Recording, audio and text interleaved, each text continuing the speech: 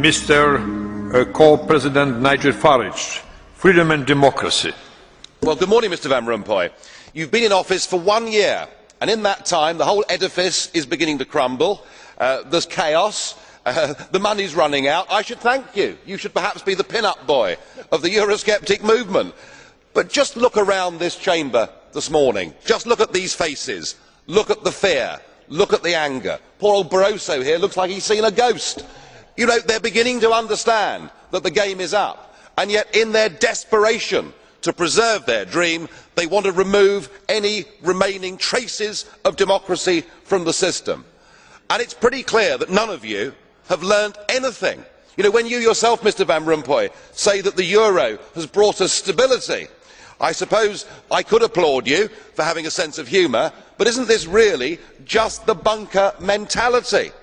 You know, your fanaticism is out in the open. You talked about the fact that it was a lie to believe that the nation state could exist in a 21st century globalised world. Well, that may be true in the case of Belgium, who haven't had a government for 6 months, but for the rest of us, right across every member state in this union, and perhaps this is why we see the fear in the faces, increasingly people are saying, we don't want that flag, we don't want the anthem, we don't want this political class, we want the whole thing consigned to the dustbin of history. And we had the Greek tragedy earlier on this year, and now we have the situation in Ireland. Now I know that the stupidity and greed of Irish politicians has a lot to do with this. They should never ever have joined the euro. They suffered with low interest rates, a false boom and a massive bust. But look at your response to them. What they're being told, as their government's collapsing, is that it would be inappropriate for them to have a general election. In fact, Commissioner Rehn here said they had to agree their budget first before they'd be allowed to have a general election. Just who the hell do you think you people are?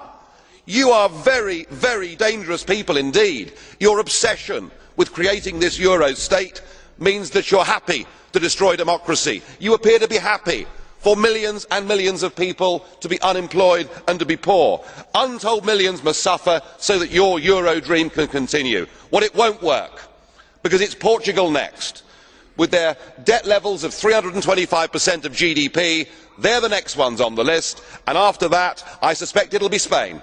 And the bailout for Spain would be 7 times the size of Ireland, and at that moment all of the bailout money has gone. There won't be any more.